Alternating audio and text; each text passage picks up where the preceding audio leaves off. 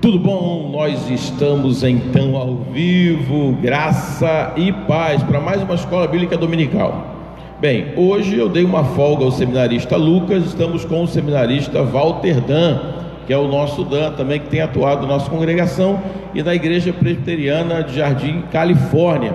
Hoje o assunto é o livro de Éfeso, ou seja, carta aos Efésios. Você vai olhar lá, carta aos Efésios, epístola aos Efésios, vai deixar lá aberta, tá certo? E aí você então vai poder participar. Enquanto você chega aí, eu estou aguardando você chegar, eu vou mandar o link para o pessoal da minha lista de transmissão no WhatsApp, tá certo? Vamos lá. Enquanto você está chegando, como é que está aí? O pessoal está chegando?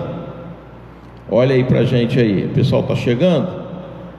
Isso, então esperar um pouquinho mais, está chegando o povo. Enquanto o pessoal está chegando, eu vou colocar aqui para você lá no WhatsApp. Está demorando a aparecer para mim ainda, mas está chegando. E aí você vai entrar. Enquanto isso, o povo está chegando. Você avisa os outros: está esperando, estava esperando. Então, chegou, está na hora, é isso aí. Beleza, agora vamos ver. Aí eu estou mandando aqui para o pessoal. Teve um irmão que já fez aqui uma sala de vídeo. E agora eu vou enviar para você poder mandar. Eu estou mandando para outras pessoas e você também pode começar a compartilhar para enviar para outras pessoas também, tá bom? Vou esperar mais um pouquinho. E aí você vai poder participar conosco. Hoje é a escola bíblica dominical, o assunto é Efésios, tá certo? Então deixa eu baixar meu celular para não fazer nenhuma interferência. Isso, já temos alguns irmãos. Deixa eu compartilhar aqui para o nosso WhatsApp. Tá chegando mais gente. Já. Bem, agora nós já começamos, já estamos em definitivo, nós não vamos sair mais, né? Só se cair. E aí nós vamos estar conversando. Hoje vamos interagir um pouquinho também, então é diferente do culto, a EBD, a gente interage um pouco com você. Então mandei o link já para o pessoal da lista de transmissão, né? As pessoas que ficam comigo na igreja. E eles já vão começar a chegar. Aí já vai aumentar um pouquinho mais o número. E a gente então vai dar início. Então já está chegando o povo aí. Amém. Isso. Tá bom? Então tá até com o Facebook está até colocando a legenda daquilo que eu falo. Se puder ler aí com tranquilidade em casa, né? Então isso aí.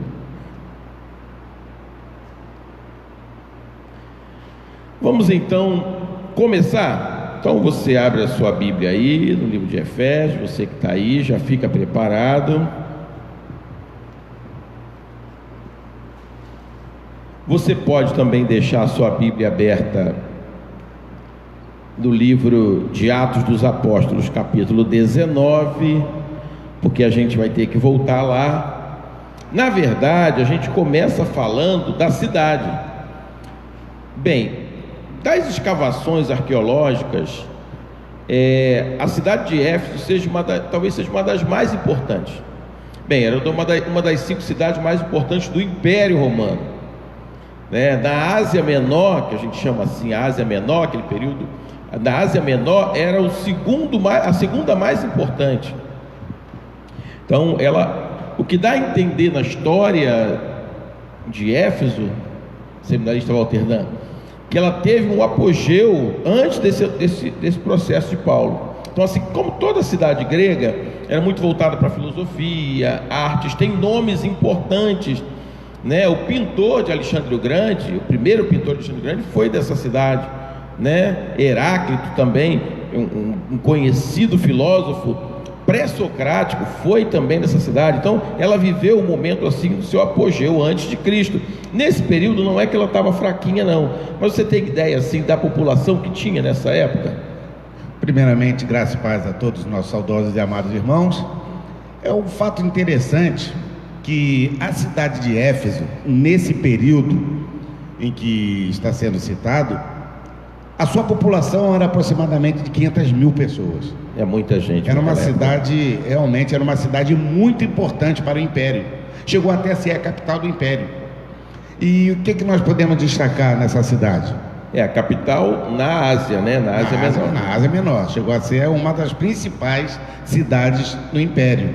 E era uma cidade muito influente, porque tinha, além de 500 mil habitantes, ela não era uma cidade, assim vamos dizer, pobre.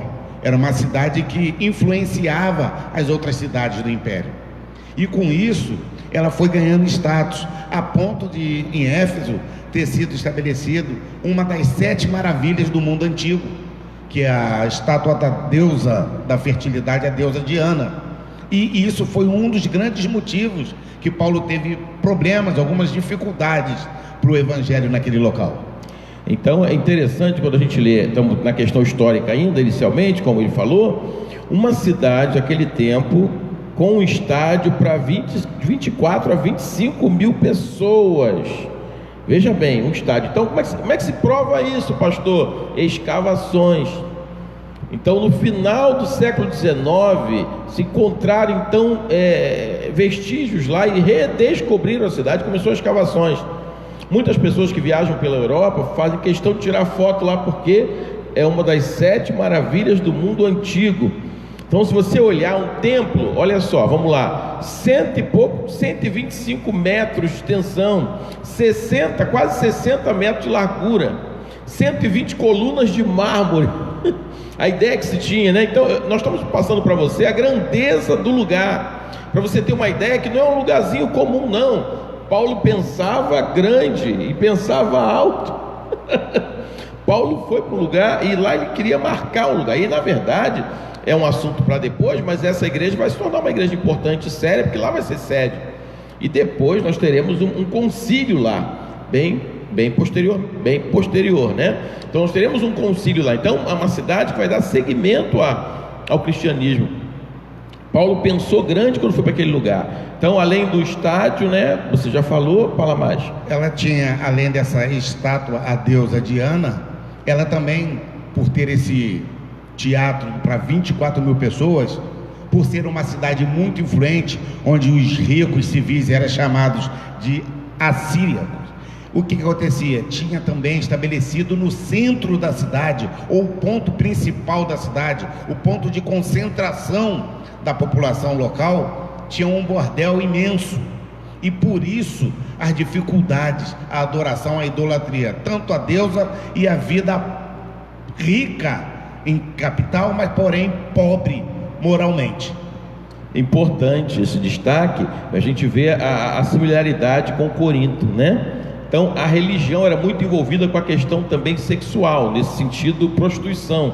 Então havia bordéis de prostituição cultual, porque os deuses antigos, em sua maioria, tanto deuses masculinos como femininos, assim se falava do panteão grego, né? Eles tinham essa ideia de misturar essas emoções. Uma coisa interessante é que eles dizem que caiu do céu, a estátua que caiu do céu. A gente vai ver isso lá em Atos 19, né?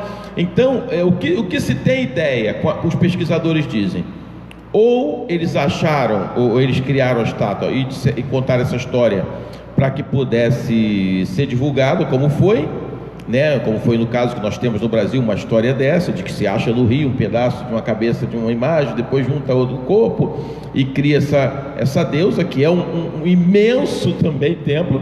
Mas a coisa também importante é que pode ter sido um meteorito, um meteoro caiu ali, um faísca do céu, caiu naquele lugar, e eles aproveitaram aquilo e usaram, e de repente, nesse templo, existia um espaço reservado para essa pedra, essa rocha, ser ali adorada, né? De repente, possível. Inclusive, um fato interessante e muito importante que o senhor acabou de falar, é que a partir daí, eles levaram cerca de 100 anos para construir essa imagem, a deusa Diana, e dali passou-se a adorar a deusa. E nessas circunstâncias, eles acreditavam de ter caído do céu, ao qual eles transformaram isso em uma deusa. Então tem o nome grego e o nome romano, Ártemis. Se você achar Ártemis ou Artemis, no caso você encontra alguns com um acento no A, né? Outros não, então você encontra Ártemis, era a mesma deusa, só que uma forma romana, a outra forma é grega de chamar. Então, olha só, para a gente ter ideia da questão histórica, como eles fazem uma separação interessante aí. Eles fazem a deusa grega, eles fazem que é em relação à deusa da caça. Isso. E a deusa Diana em Éfeso já é a da fertilização. Mas eles trabalhavam mesmo, né, com o nome, às vezes significava a mesma deusa. Como acontece também no Brasil, né? Um nome de uma determinada imagem serve para uma religião e para outra também. Por um e por outro é chamado de forma diferente a mesma imagem. Então, olha só o campo, o espaço. Que cidade é essa? É uma cidade importantíssima. E o apóstolo Paulo, aí, vamos lá, se a gente lembrar, tem um nome importante, um geógrafo antigo importante, que é o Estrabão. A gente sempre usa ele porque ele é do período de Cristo e tem coisas escritas sobre ele. Ele escreveu um tratado de geografia, que nós chamamos hoje, naquela época não tinha esse nome, mas ele escreveu um tratado sobre geografia e tem vários aspectos dessas grandes cidades. Então, se você quer pesquisar mais sobre o assunto, você procura Estrabão Geografia. Aí tem o livro 1, livro 2, livro 3, e aí você vai ver. Era uma cidade que tinha um comércio exterior, ele coloca lá um forte comércio exterior, tá certo? Era um ponto, assim como Corinto era aquela passagem que a gente já explicou, lá também era um ponto importante. Claro que foi perdendo o seu valor, com o tempo a coisa foi disseminando para outros lugares também, tá bom? Acho que é isso que a gente queria destacar, e aí vamos então entrar. A questão da redescoberta foi em 1869, né? De repente eu não dei a data correta, 1869. E o primeiro concílio lá vai ser em 431 depois de Cristo. Vamos então continuar. Aí vamos entrar agora em Éfeso. E aí não no livro, vamos na história. Então a gente tem ideia do que aconteceu lá, porque o livro de Atos, Lucas destaca no livro de Atos questões importantíssimas. O capítulo 19, ele fala da história, são histórias assim gostosas de conversar. Bem, dá tempo ainda, vamos entrar na história, como Paulo chega a Éfeso. Então, claro que a gente vai falar do que está na Bíblia, não temos muitas informações fora da Bíblia, mas é uma carta que tem informações importantes.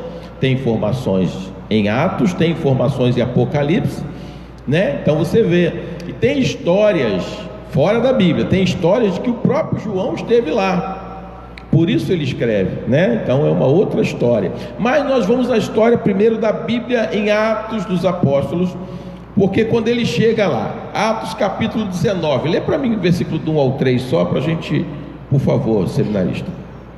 Aconteceu que, estando o Apolo em Corinto, Paulo, tendo passado pelas regiões mais altas, chegou a Éfeso e, achando ali alguns discípulos, perguntou-lhes: recebestes, porventura, o Espírito Santo quando cresce? Ao que lhe responderam: pelo contrário, nem mesmo ouvimos que existe o Espírito Santo. Então Paulo perguntou: em que, pois, fostes batizados? Responderam: no batismo de João. Olha que questão interessante, eram cristãos, mas não conheciam o batismo com o Espírito Santo e nem conheciam o Espírito Santo. Então o problema todo é que em alguns lugares as pessoas levam a mensagem, mas não levam completa. É como a gente chegar no lugar, reunir o pessoal e ensinar um hino. Deixa eu falar essa experiência rapidinho. Ontem de madrugada eu recebi do irmão Marco uma música. Pastor, ouve essa música maravilhosa. Eu botei o fone de ouvido, coloquei, não consegui parar de ouvir mais, né? Eu não sei nem pronunciar, sei que é um grupo australiano, eu já ouvi falar, mas eu não tinha E aí vem a tradução da música embaixo, mas que música maravilhosa.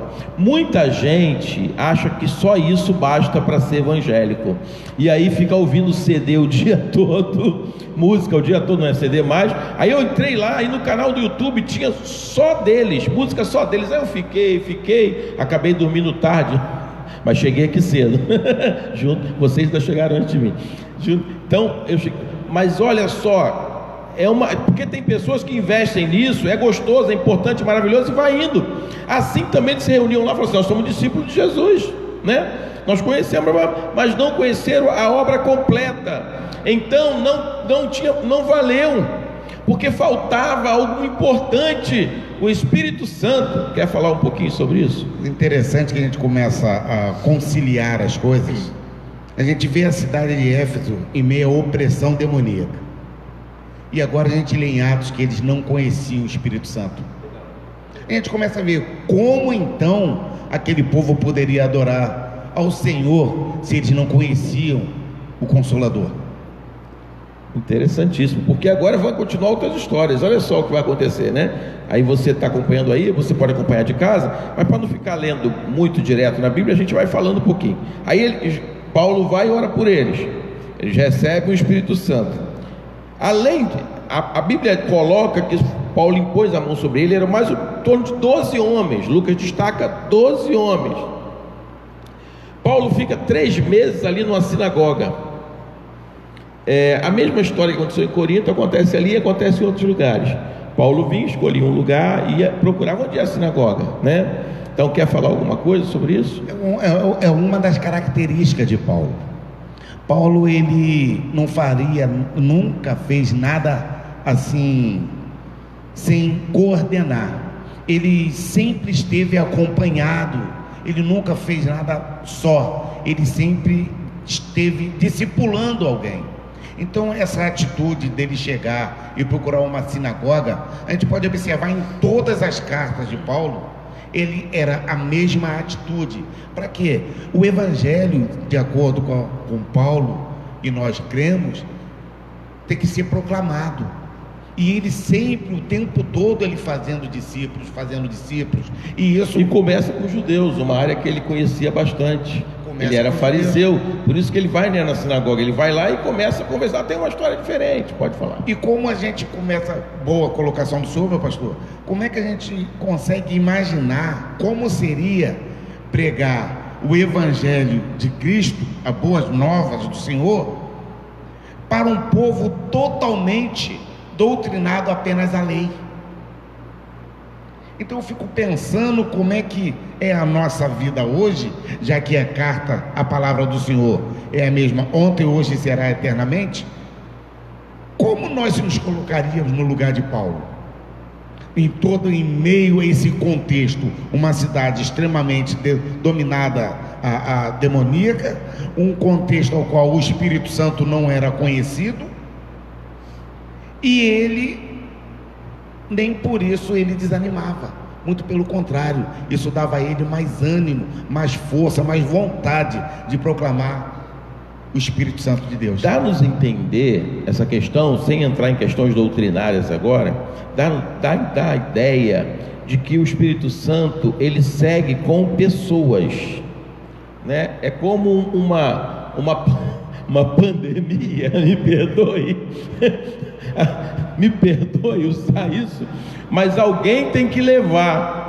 E os crentes que foram lá pregar não levaram, porque não conheciam, não criam, não tinham uma experiência com o Espírito Santo. De repente nem ouviram falar, ou foram antes da descida do Espírito Santo, conheceram a história de Jesus, falam de Jesus. Tem muita gente pregando coisas assim, achando que só o fato de ler e não busca a presença do Espírito. Paulo levou o Espírito Santo, né? Essa ideia, claro, que o Espírito Santo é que é Deus, o Espírito Santo que levou Paulo. Por que o Espírito Santo levou Paulo? Porque precisava ter ali uma igreja forte, uma base, e o apóstolo Paulo vai ser instrumento de Deus para aquilo ali. Aí ele vai primeiro na sinagoga. Eu vou perguntar a você, eu sei que você joga bem futebol, você, seu filho. O senhor assim equivocou um pouquinho, mas tudo bem. E aí vamos supor que você tivesse sido jogador de futebol, e aí eu te dou uma missão para pregar na Ásia, ou um lugar que hoje, que era que hoje não tem muitos cristãos. Vamos para a Indonésia, por exemplo, o maior país muçulmano do mundo. É um islamismo tranquilo, mais tranquilo que outros lugares, mas é o maior país muçulmano do mundo. A Indonésia, a gente não tem ideia disso, né? A Indonésia é muito grande, a população grande, e tem muitos muçulmanos lá. Você vai usar o quê? Quando chegar lá, você vai procurar o quê para começar? Vai começar a pregar o evangelho? Se você é jogador de futebol, você vai fazer o quê? Jogar bola. Você vai ver um jogo de futebol, vai entrar ali, eu sou novo aqui na área, começa a jogar bola com o pessoal, toda semana tem futebol. Depois começa aos pouquinhos e fala assim: estou criando uma escolinha para as crianças. Vamos lá, estou criando uma escolinha para as crianças. Criou a escolinha para a criança, começa ali a trabalhar. Então Paulo vai usar o que ele sabe mais, o que ele conhece, o que ele entende, que é o farisaísmo. É claro que eles deram atenção a Paulo. Paulo demonstrou muito conhecimento. Só que o que acontece? Tu viu a história? O que acontece depois? Os camaradas não aguentam ele, não suportam. Ele veio, começam a falar mal dos do caminho. Aquele grupo ali, Paulo com os seus 12, ali os 12, que a ideia é que tem 12, né? Vamos seguir por aí, como dá o livro. E eles não ficam muito bem, eles ouvem muito. E aí Paulo faz o quê? Sai dali, procura um lugar. E aí um camarada lá usa uma sala em uns horários do dia. Paulo tem a oportunidade de usar depois. Claro, o cara usa os melhores horários, tirando, e ele aluga para Paulo, possivelmente, para Paulo usar depois. Ali ele começa a igreja. Paulo fica muito tempo ali cultuando a Deus com o pessoal. Pode falar. Perseverança. Ele não olhou para a dificuldade, ele não olhou naquilo que estava acontecendo. Eu procuro entender da seguinte forma: será que se ele pregasse da mesma forma ao qual os judeus pregavam, será que aquele povo iria se voltar a entender o que era o Espírito Santo?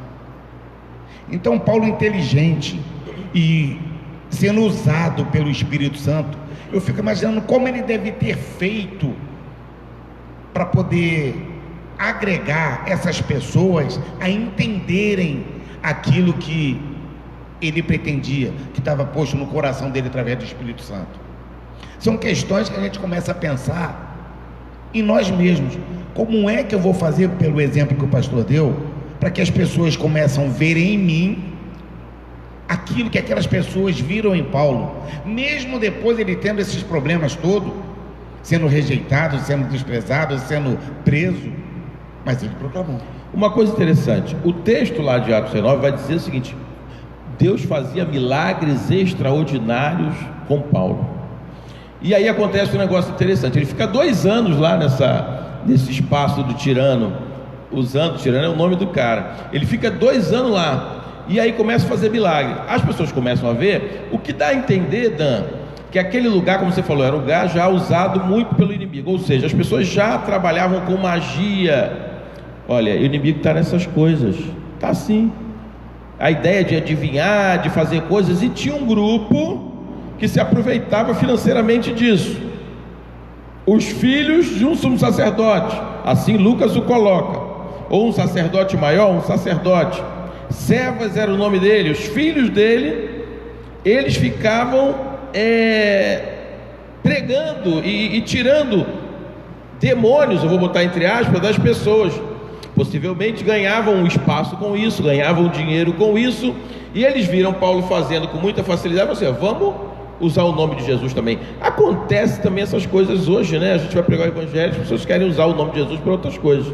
A gente começa a observar que Paulo, quando ele começa a pregar de uma maneira diferente, ele vai de encontro à elite, a elite judaica, e isso causou um certo desconforto. Vamos imaginar o que esse sacerdote pensou,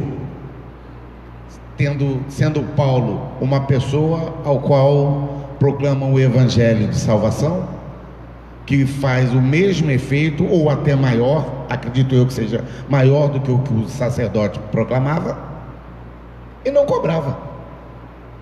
Então isso causou um desconforto em relação ao sacerdócio. Agora eu quero interagir com você. Eu não vou poder ler agora, não vou, né? A direção não deixa eu ficar interagindo muito assim. Então deixa eu falar com você. Você coloca aí, se fosse você, se fosse você, o que você usaria? Paulo ia na sinagoga. Agora, se a experiência fosse com você, hoje, você, ou não pense no mundo como de hoje, pense no mundo como daquela época, mas você, com as habilidades que você tem hoje, o que você usaria? O futebol? A aula de crochê? O que você, homem ou mulher, o que você usaria para chegar num lugar e começar? Vamos trazer o nosso instinto missionário, vamos pensar como missionário. O Dan fez curso de missão. O que você como missionário, o que você levaria? Usaria o quê? Depende, aí você analisar o lugar que você chegou, mas quais são as suas habilidades para usar no reino de Deus? Então Paulo é instrumento de Deus, ele usa o que ele tem, mas ele tem o Espírito. Entenda você que não basta ter a habilidade, tem que ter o Espírito. Aí vamos lá, Dan, a história continua. Esses caras vendo Paulo fazer isso, ele faz o quê? Eles fazem o quê? Vamos fazer também. E eles vão expulsar demônios. Acontece um caso terrível com eles, e até engraçado. Se você quiser falar um pouquinho dele, você fala, eu vou contar a história para vocês. O texto está lá em Atos capítulo 19. Os camaradas vão expulsar o demônio do cara. O texto, Lucas diz que o cara falou assim: eu conheço Jesus, já ouvi falar de Paulo, mas vocês quem são?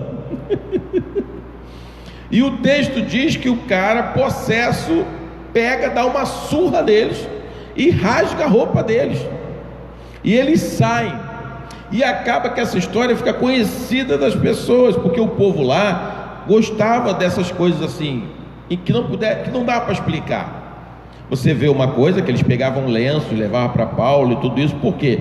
Dali não diz que Paulo aprovava isso, mas acabava acontecendo um milagre, porque Deus queria usar Paulo com milagre, porque ali Deus tinha uma obra grande a ser feita. Paulo escolhe um grande lugar, porque o Espírito Santo já tinha colocado no coração dele. O Espírito Santo chega com ele àquela cidade, começa a abençoar aquelas pessoas. 2 anos ele fica 3 meses na sinagoga, 2 anos no espaço lá de Tirano, e aí a coisa começa a acontecer dessa forma, e não para, Dan, vai crescendo cada vez mais. Olha o que diz o versículo 20 aí, 19, o seminarista vai ler para a gente. Atos 19, versículo 20. Está desligado. Posso ler o 15 também? Leia o 15 e leia o 19. O 15 tem algo que o pastor comentou que deveria ficar em nossos corações. Diz assim: mas o espírito maligno lhes respondeu: conheço a Jesus e sei quem é Paulo, mas vós quem sois? Eu poderia me fazer essa pergunta: se o espírito maligno vier me perguntar quem eu sou, será que ele me conhece como filho de Deus? É uma coisa interessante. Agora o 19 diz assim: também muitos dos que haviam 20, ou deu 19 e 20, também muitos dos que haviam praticado artes mágicas, reunindo os seus livros, os queimaram diante de todos. Calculados os seus preços, achou-se que montavam a 50.000 denários. Assim a palavra do Senhor crescia e prevalecia poderosamente. Quero falar alguma coisa sobre isso, se quiser também você fala. Primeiro, o denário era o trabalho de um dia de trabalho. Em alguns lugares colocar como uma moeda de prata, no Império Romano, a tentativa de impor uma moeda única, e tal, mas a moeda de prata, uma moeda de um dia de trabalho, 50.000 dias de trabalho. Assim, como é que pode ter tanto livro assim? Hoje o livro, você compra livro por R$5, R$10. Naquela época livro era coisa cara, e para o camarada queimar uma coisa cara, ele podia vender alguma coisa, porque ele estava convencido de que aquilo não valia nada, de que Deus era poderoso. Só que é bom entender isso, irmãos. As pessoas fizeram aquilo empolgadas, envolvidas, porque aquela mesma multidão que diz louvado seja o Senhor, é aquela que diz crucifica-o.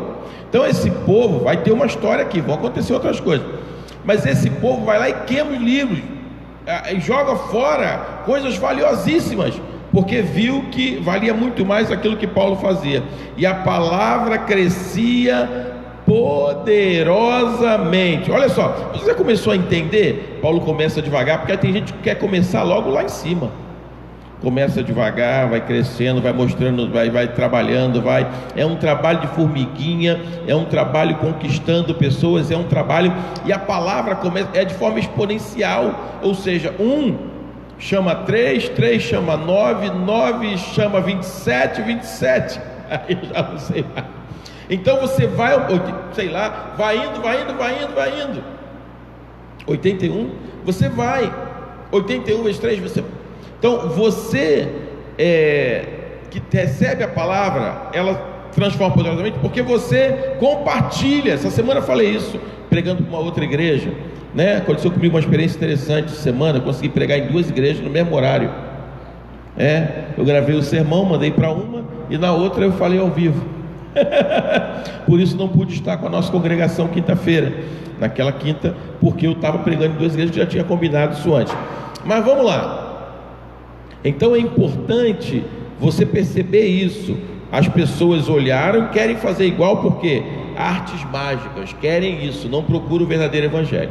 Uma coisa a gente pode destacar: no início nós comentamos a respeito da cidade de Éfeso, ela ser uma cidade rica, e os civis eram chamados de asiarcas.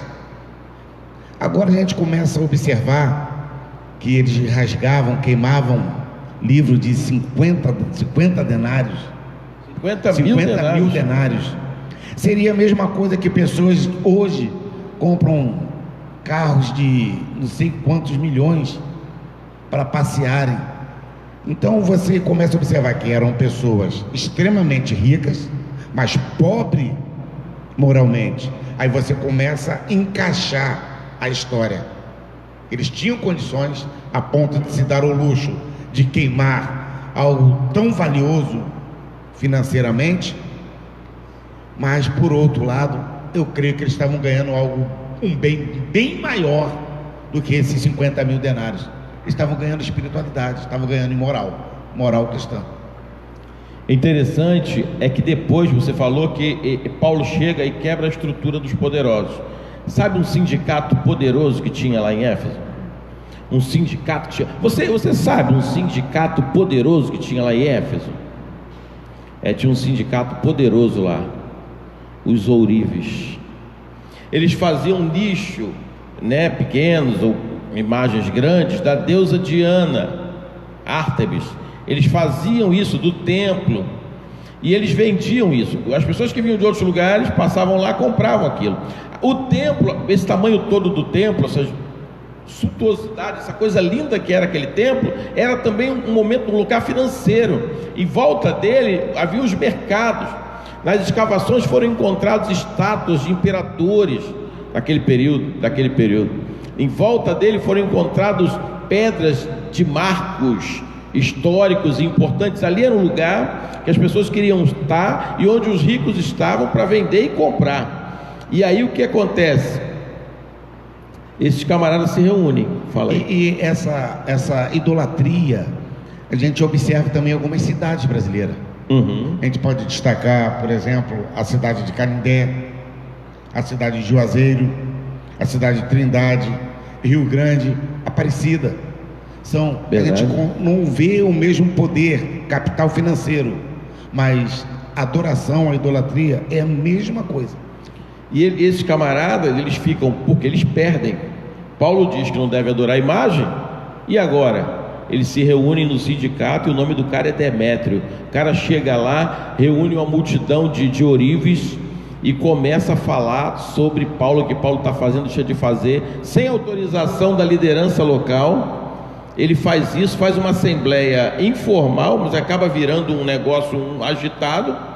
E as pessoas, Paulo não está ali, mas aí dois companheiros de Paulo são pegos ali, são levados, ficam ali, e eles começam a gritar: Diana, a deusa dos Efésios, Diana dos Efésios, grande Diana dos Efésios.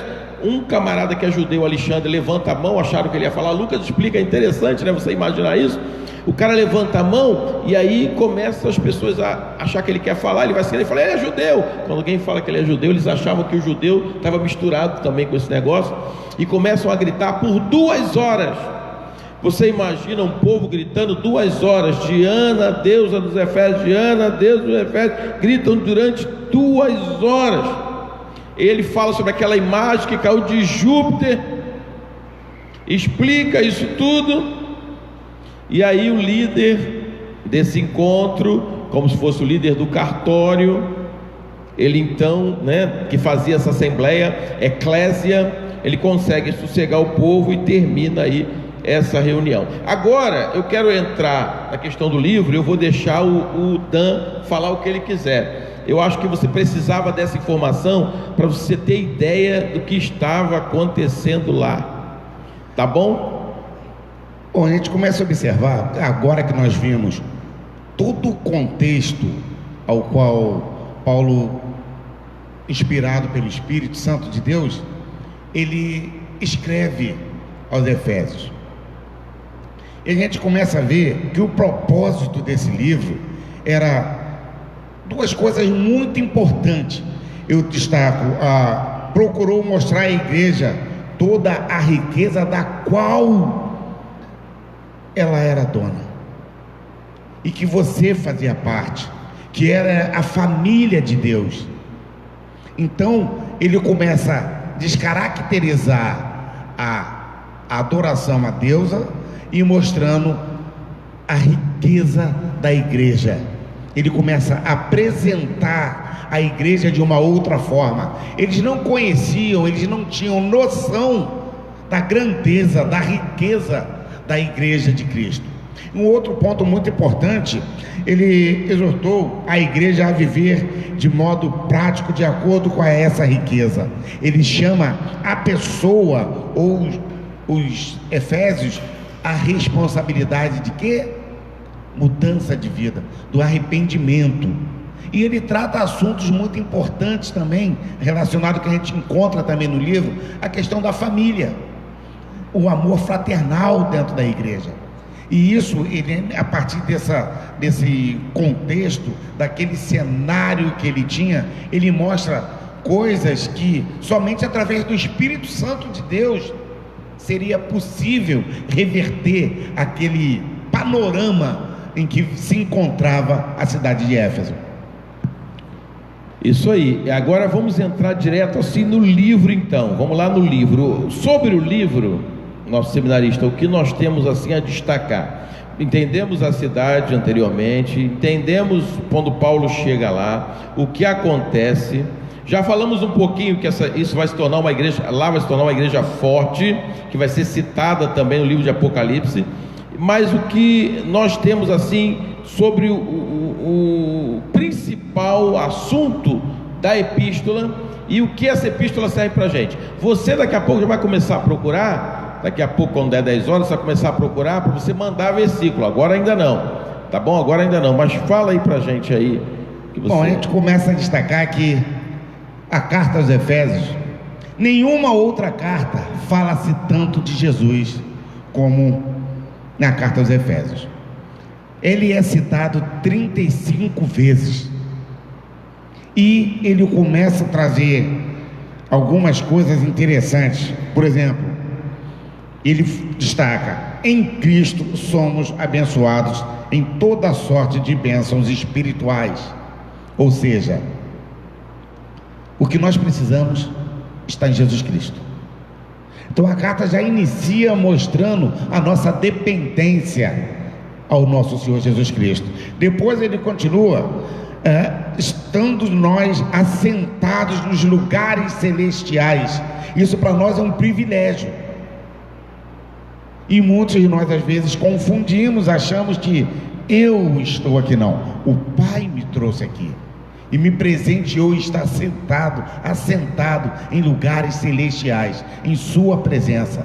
Então essa carta ele mostra assim, um convite: meus filhos, venham comigo, estou aqui. Saia do pecado e venha para a graça. O arrependimento, saia do pecado e venha para a graça. Eu uso muito o capítulo 2 de Efésios no momento de contrição. Saia do pecado, venha para a graça. Ele explica muito bem isso. Paulo vai, porque ele está num contexto, as pessoas saíram de uma situação, nem todos entenderam, mas aqueles que se voltaram para Deus cumpriram isso. E é importante que lá no Apocalipse, João, Deus falando, né, usando o que João escreveu, diz que na verdade eles eram pessoas que não suportavam a obra dos nicolaítas, né? Então, se alguém trazia heresia, eles não. Então, era uma igreja forte, a igreja estava crescendo no caminho certo. Diferente do que a gente vê em Corinto, Paulo não fala muito de questões pessoais para esse povo, né? Você vê que ele fala das grandes doutrinas, de coisas tremendas, assim, um livro de 6 capítulos, mas fala de coisas tão grandiosas. O que você quer destacar mais aí, nosso seminarista? O versículo 6, nós temos uma coisa: somos exaltados, abençoados, vencedores. E olha o que diz o versículo 6, que coisa linda: para louvor da sua glória, que ele nos concedeu gratuitamente. Ele é chamado de amado, no amado. A gente começa a entender que no amado nós somos mais que vencedores. Aí, passando do capítulo 2, olha o que Paulo fala a partir do versículo 11 do capítulo 2. Ele vai dizer que os judeus e os gentios vão acabar se unindo, né? Então, porque começou lá e o edifício e precisou, e aí ele vai estar trazendo mais pessoas para o caminho. E aí vai falar que Deus não chama só também os judeus, mas a vocação daqueles que vieram de fora, a vocação dos gentios. Mas vamos pular todos esses. Se você quiser falar alguma coisa sobre esses 2 capítulos, pode falar. Eu quero ir já para o capítulo 4, mas se você quiser falar alguma coisa sobre esses 2. Podemos ir para o 4, No 4 diz assim: rogo-vos, pois, eu, prisioneiro do Senhor, que andeis de modo digno da vocação que foste chamado. Eu, prisioneiro. Paulo teve, além de outras prisões que nós não sabemos, pelo menos 2, e a gente pode colocar como Roma aqui. Se for Roma, é no final do seu ministério, né? No final da sua 3ª viagem missionária, quando ele escreve a carta, não quando ele vive em Éfeso. A diferença é quando ele viveu aquelas coisas lá, e agora quando ele escreve, como aconteceu em Corinto, ele escreve, claro que depois, ele não escreve no momento que ele está na igreja, e ele traz a atenção para essa unidade. E a gente já falou um pouquinho sobre isso, mas eu quero destacar 2 versículos, para a gente comentar. O versículo 4 do capítulo 4 diz assim: há somente um corpo e um espírito, como também foste chamados numa só esperança da vossa vocação. O 5, há um só Deus, Senhor, uma só fé, um só batismo, um só Deus, Pai de todos, o qual é sobre todos, age por meio de todos e está em todos. Paulo começa a pregar a questão da unidade. Nós podemos fazer isso hoje na igreja. Por que ele vai fazer isso? Que ideia que você tem disso? Olhando para o contexto histórico, a gente consegue entender essa separação entre os judeus e gentios. Ele mostra que o nosso Senhor é o Senhor de todos. Não existe essa separação. E ele mostra que somos corpo de uma mesma família. E nessa, ele consegue, para a graça do Senhor, estabelecer essa união dentro da igreja, tanto dos gentios como dos judeus. E isso é uma questão de que era um marco para aquele momento, porque os judeus não poderiam se relacionar com aquelas pessoas, porque os judeus entendiam que o Salvador era um Salvador político e individual para o povo judeu. E Paulo mostra totalmente o inverso, que o Senhor é o Senhor de todos e que somos de fato uma só família em Cristo Jesus. Vamos continuar, porque a hora passa muito rápido, e diz assim, o versículo 15, ainda no capítulo 4: mas seguindo a verdade em amor, cresçamos em tudo naquele que é a cabeça, Cristo. Muito interessante isso, verdade em amor. Ou seja, não abre mão da verdade, mas ela tem que ser pregada com amor. Aí continua assim: de quem todo o corpo bem ajustado, consolidado, pelo auxílio das juntas, segundo a justa cooperação de cada parte, efetua o seu próprio aumento para a edificação de si mesmo em amor. Então é uma verdade e amor. Isso dá um sermão maravilhoso, e a gente tem que realmente viver isso na igreja, senão a gente não consegue cumprir o que Cristo mandou. Mais uma vez eu volto na tese: verdade em amor. Toda palavra é a verdade. Então a gente começa a pensar: a lei ao qual os judeus seguiam também era a verdade. Agora, Jesus veio e nos mostra como nós seguimos a lei em amor. Ele não deixou de cumprir uma só lei sequer, mas ele cumpriu toda ela em amor. E eu creio que era isso que faltava aos fariseus. Eles amar a eram Deus sobre doutores, todas as coisas e ao próximo como a si mesmo. Novo mandamento eu vos dou. E agora eu parei e pensei: amar a Deus e ao próximo como a ti mesmo. Aí você pega lá as tábuas da lei escritas pelo próprio dedo de Deus e entregue na mão de Moisés: não matarás, não furtarás. Quem ama, mata. Quem ama, furta. Quem ama, adultera. Ele resumiu toda a lei em apenas duas.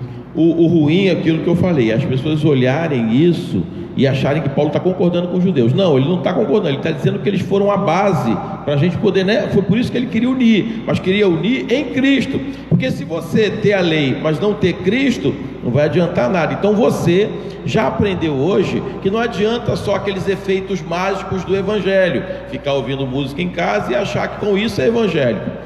Você precisa ler a Bíblia, você precisa se envolver com a palavra, você precisa buscar o Espírito. Não adianta você ler só o Antigo Testamento, praticar o Antigo Testamento e não viver Jesus.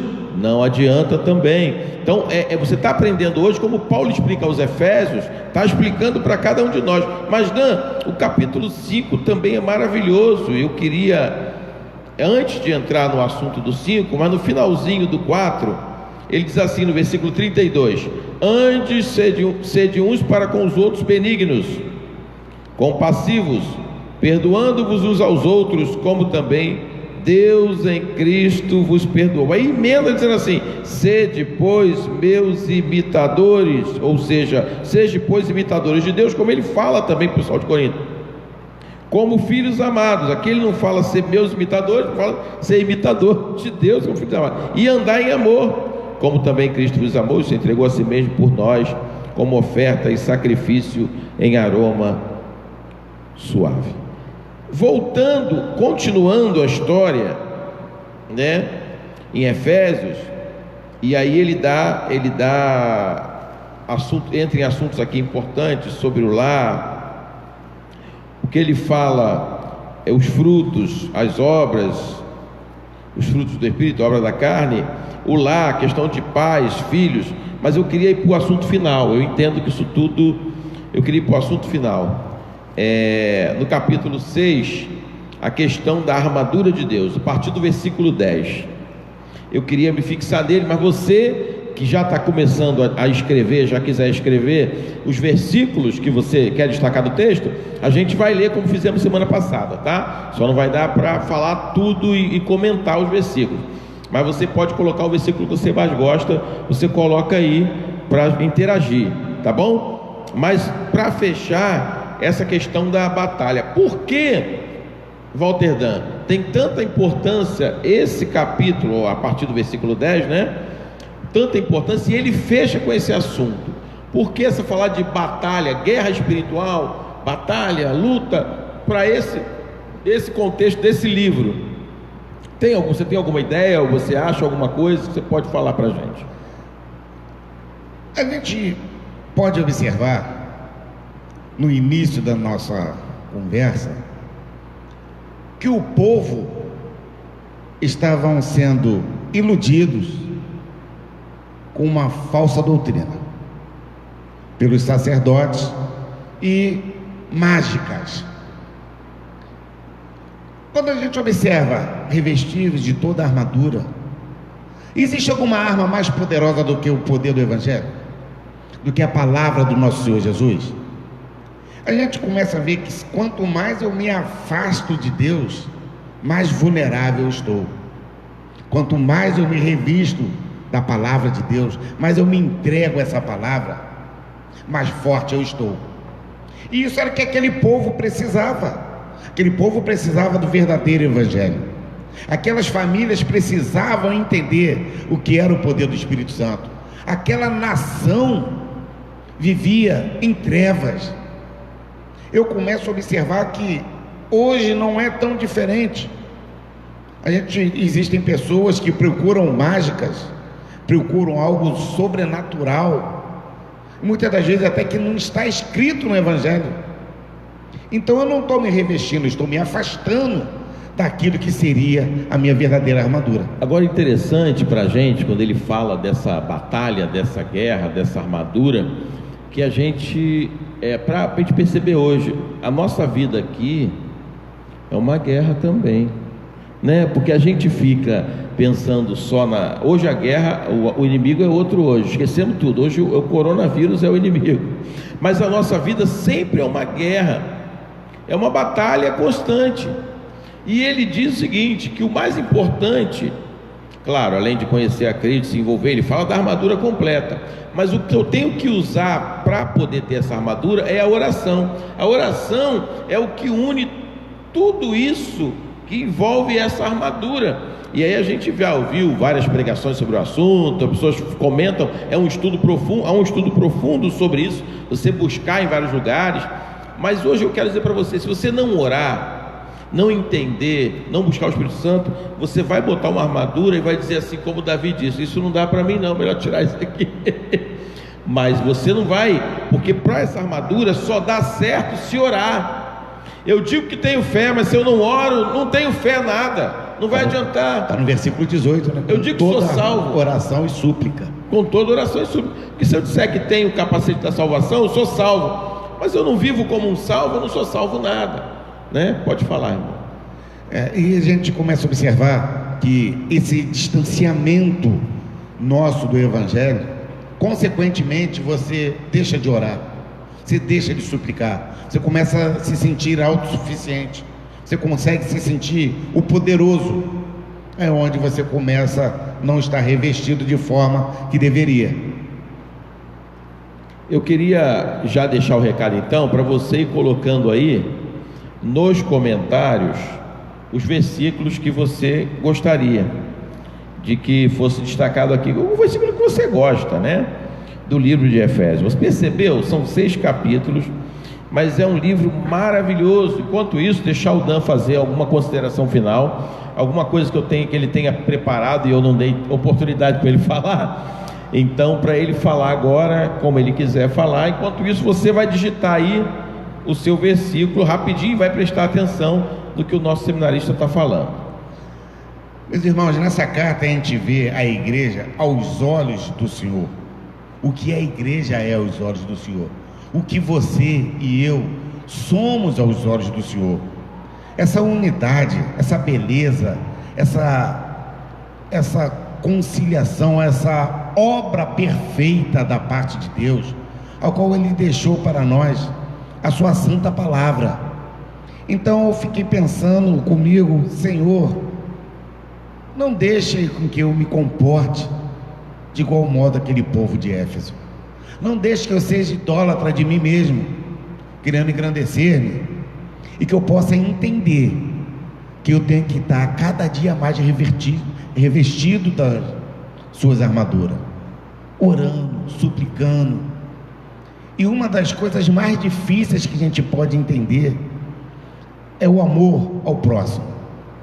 Muitas das vezes nós deixamos nossas mágoas, nossas contendas, falar mais alto que o Espírito Santo de Deus em nossas vidas. Então, quando a gente olha para a igreja de Éfeso, a carta de Paulo a Efésios, ele fala também a união de todos os fiéis realmente lavados no sangue do Cordeiro. Toda vez que você tiver que tomar uma atitude, uma decisão, olhe para a cruz, olhe que naquele sangue eu e você, nós fomos lavados, e que não foi em vão, e que nós estamos passando por esse período pandêmico, a gente possa aprender a cada dia mais que não é um confinamento, não é as ações do dia a dia que vai afastar eu e você da verdade, que é a palavra do Senhor. Amém. Eu vi aqui, algumas pessoas colocaram aqui alguns textos, e a Elisione coloca o 6:23, Efésios 6:23. Vou deixar para a sua Bíblia que tem a letra maior, para você abrir para a gente aí, o versículo 23 que a Elisione coloca, e depois coloca o 24 também, mas vamos ler só o 23, vai lá. Paz seja com os irmãos e amor com fé, de parte de Deus Pai e do Senhor Jesus Cristo. Então ela cumprimenta a todos. 26? 23. Ah, então é esse mesmo. 23. A Joyce coloca 6:11. Revestir de toda a armadura de Deus, para poder ficar firmes contra as ciladas do diabo. O Lucas coloca da NVI aqui, então eu vou ler na versão que ele colocou. O 5:17 assim: portanto, não sejam insensatos, mas procurem compreender qual é a vontade do Senhor. Não sejam insensatos, nem insanos, insensatos, como Paulo vai falar também aos Gálatas, né? Efésios 5:17. A Leíse também coloca o 11, você já leu? A Márcia coloca o 5:2. E andai em amor, como também Cristo nos amou, e se entregou a si mesmo por nós, como oferta e sacrifício a Deus em aroma suave. O amor é algo muito importante na pregação do Evangelho, viu isso? O amor, Paulo destaca muito a questão do amor nessa situação.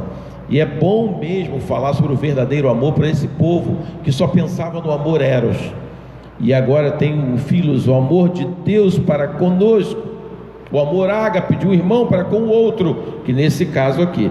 Aí o Davi, deixa eu botar aqui, o Davi colocou o 6:12, presbítero Davi. Porque a nossa luta não é contra o sangue e a carne, e sim contra os principados e potestades, contra os dominadores deste mundo tenebroso, contra as forças espirituais do mal nas regiões celestiais. Então o que ele faz isso? Ele coloca, né, isso porque vivia naquele contexto lá, né?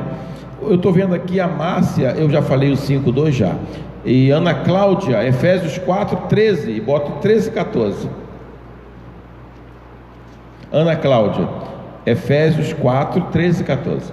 Até que todos cheguemos à unidade da fé e do pleno conhecimento do Filho de Deus, à perfeita varonilidade, à medida da estrutura da plenitude de Cristo, para que não mais sejamos como meninos, agitados de um lado para outro e levados ao redor por todo o vento de doutrina, pela artimanha dos homens, pela astúcia com que induzem ao erro. Conclui muito bem isso, né? Ser menino, ser levado de um lado para o outro, ser levado pelas mágicas, ser levado pelos falsos milagres, ser levado por coisas assim, dando valor mais a isso do que ao próprio Deus. A Irone vai destacar assim: bendito Deus e Pai de nosso Senhor Jesus Cristo, que nos tem abençoado com toda sorte de bênçãos espirituais nas regiões celestes em Cristo. Efésios 1:3. Aí o Sérgio Monteiro, Efésios 6:16.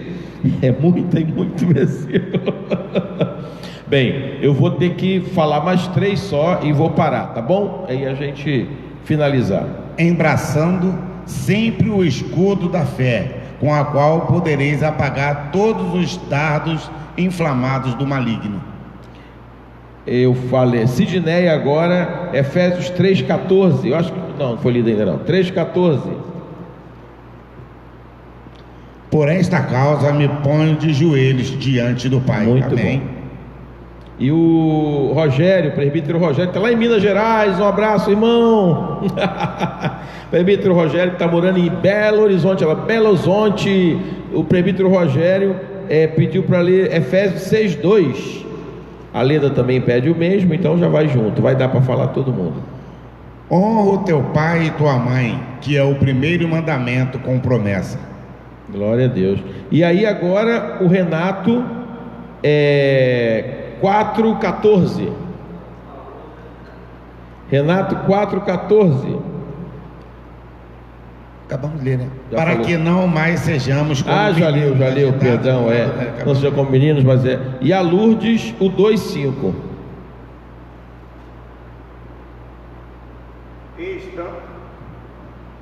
E estando nós mortos em nossos delitos, nos deu vida juntamente com Cristo, pela graça sois salvos. Então, estamos aí, nós estamos chegando ao fim eu quero convocar você para a noite, culto 18 horas. Também quero dizer para você que nós estamos numa campanha: doe 1 quilo e receba uma máscara, ou 2 quilos, ou 3 quilos, ou 100 quilos, ou 1000 quilos.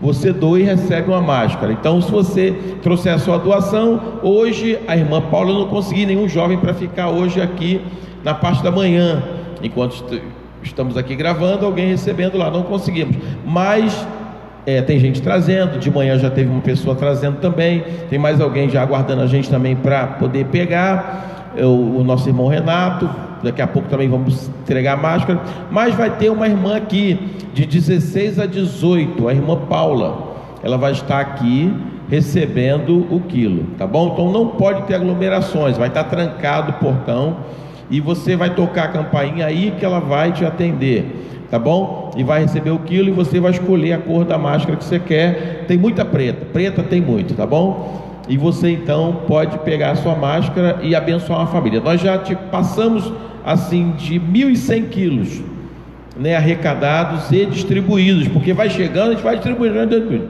Uma boa parte foi enviada para um trabalho de uma outra igreja lá no Aço, né? O pessoal estava precisando muito lá, urgente, eles conseguiram apoio de outros lugares também, até mais do que o nosso, e outra parte estou distribuindo na comunidade, pessoas que estão realmente passando por um momento de dificuldade, tá? Pessoas que trabalham por conta própria, não estão tendo como tirar o seu sustento, e estão recebendo essa ajuda emergencial. A nossa cesta é uma cesta emergencial, e eu passei para você, que é membro da igreja, no WhatsApp. Se alguém que está aí no grupo, está assistindo a nossa, agora aqui ou no YouTube, está assistindo a nossa conversa sobre Efésios, quiser ajudar, porque a nossa campanha vai durar enquanto durar essa quarentena pesada agora, tá certo? As pessoas não estão podendo trabalhar, então vão precisar de uma ajuda todo mês. Então nós vamos estar recebendo essa ajuda, esse auxílio para ajudar outras pessoas. Então, se você quer ajudar, você comenta aí. Se você não está na minha lista de WhatsApp, você comenta aí, e aí a gente dá um jeito de pegar com você, ou de você entregar em algum lugar próximo, se você mora próximo a um irmão membro da igreja também. Da mesma forma, se você tem necessidade, tá bom? Você deixa o aviso aí. A nossa cesta não é uma grande cesta, é uma emergência, é uma cesta emergencial, mas queremos ajudar quem realmente precisa. Deus abençoe a sua vida, a sua família. Muito obrigado, nosso irmão Davi. Como é que a hora passa rápido, irmão? A hora passa muito rápido. Posso mandar um beijo para uma pessoa? Pode, eu acredito já quem seja já a pessoa. Todos estão pensando que eu a chamo carinhosamente de nega velha. Claro que em primeiro lugar nega velha, mas tem uma pessoa hoje que eu fiquei olhando aqui agora, fiquei muito feliz. Mãe, um beijo. Minha mãe está lá em Cabo Frio e está nos assistindo. Ah, que bom. Leni. Então, mãe do Dan. Qual o nome? Leni. Deus abençoe. A minha mãe não está podendo assistir porque o celular dela não coube, mas eu tenho que ir lá tirar algumas coisas para botar o Facebook. Minha mãe fica doida para assistir, mas não está podendo, mas vou ter que dar um jeito lá no celular dela. Deus abençoe a sua vida. Todos vocês que acompanharam conosco, não esqueçam, semana que vem mais um livro da palavra de Deus, e na quarta-feira culto de louvor e adoração. E hoje é o máximo, todos os irmãos juntos, cultuando a Deus. A partir das 18 horas tem louvor, palavra. Então nós vamos estar juntos cultuando a Deus aqui, você de casa adorando ao Senhor. Deus abençoe a sua vida, a sua família. Não se desespere, tá bom? Lembrando você que nós estamos no YouTube. Eu estou chegando a 400 agora, que ele falei que domingo tinha que chegar até 400, não chegamos. Eu preciso de você. Você vai lá, clica no link, vai lá e inscrever-se. É só você clicar ali, basta você ter um e-mail, uma conta no Gmail e tal, e você ali clicou, automaticamente você já vai estar inscrito, e bota no sininho quando surgir uma palavra nova, um culto, algo assim. Você vai. Também quero divulgar a minha página no YouTube. Tá, você vai encontrar Janoí Mamedes. Aí nós vamos clicar nos dois, que eu vou passar a colocar, estou botando muita coisa da igreja, passar a colocar algumas palavras assim diárias na minha página do YouTube, tá? Que estou começando agora, tem pouquinho, mas o da igreja é essencial, precisa chegar a 1000 para poder fazer a transmissão ao vivo. Deus abençoe a sua vida, a sua família, graça e paz.